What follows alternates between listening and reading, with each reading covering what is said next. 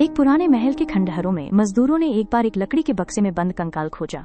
उसकी बाह में अब भी एक सोने का कंगन था और वो आदमी जिसने उसे सबसे पहले देखा सदमे में गिर पड़ा, क्योंकि वो ठीक ठीक जानता था कि वो कंगन किसका था। कई साल पहले ये महल खंडहर नहीं था, ये शक्ति, दौलत और अभिमान का प्रतीक था। इसके भीतर रहती थी एक युवा दुल्हन, एक शक्तिशाली जमींदार की पत्नी, सुंदर, शालीन और अपने पति के प्रति पूरी तरह समर्पित। लेकिन उस छोटे जमींदार की एक क्रूर आदत थी। हर रात वो अपने घर से निकल जाता और अपनी शामें कोठों और वेश्यालयों में बिताता। युवा दुल्हन हर रात उसका इंतजार करती अकेली। किसी ने उससे कहा, पुरुषों को वे औरतें पसंद आती हैं जो शराब पीती हैं, जो उनका मनोरंजन करती हैं।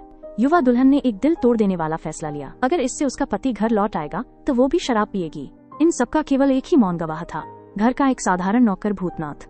भूतनाथ उस युवा दुल्हन का इतना सम्मान करता था कि उसने कभी उसकी ओर देखने की हिम्मत ही नहीं की। उसने हमेशा बस इतना ही देखा, उसके पैर और उसके हाथों में चमकते सोने के कंगन। लेकिन किस्मत क्रूर थी।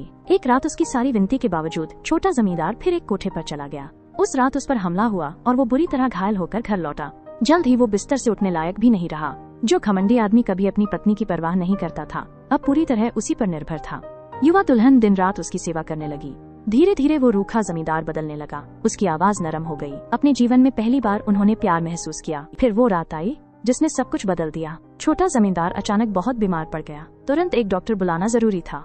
लेकिन उन दिनों जमींदार परिवार की कोई भी औरत रात में घर से बाहर नहीं निकल सकती थी, खासकर किसी दूसरे आदमी के साथ। लेकिन उसका पति मर रहा था। उसने उस एकमात्र व्यक्ति को बुलाया जिस पर वो भरोसा करती थी, भूतनाथ। दोनों रात के अंधेरे में घोड़ा गाड़ी से डॉक्टर ढूंढने निकल पड़े। भूतनाथ ने उसे चेतावनी दी, अगर जमींदार के रिश्तेदार हमें साथ देख लेंगे तो वे इसे कभी माफ नहीं करेंगे। अचानक उनकी गाड़ी पर हमला हो गया। कुछ आदमियों ने उन्हें चारों ओर से घेर लिया। युवा दुल्हन चिल्लाई, मैं अपने मरते हुए पति को बचाने जा रही हूँ। लेकिन हमलावर नहीं रुके। उन्होंने भूतनाथ को गाड़ी से खींचकर बाहर निकाला और उसे बेरहमी से पीटा। आधा मरा लहूलुहान भूतनाथ किसी तरह वहाँ से भाग निकला। लेकिन उस रात के बाद युवा दुल्हन फिर कभी दिखाई नहीं दी। साल बीत गए। जमींदारों का दौर खत्म हो गया।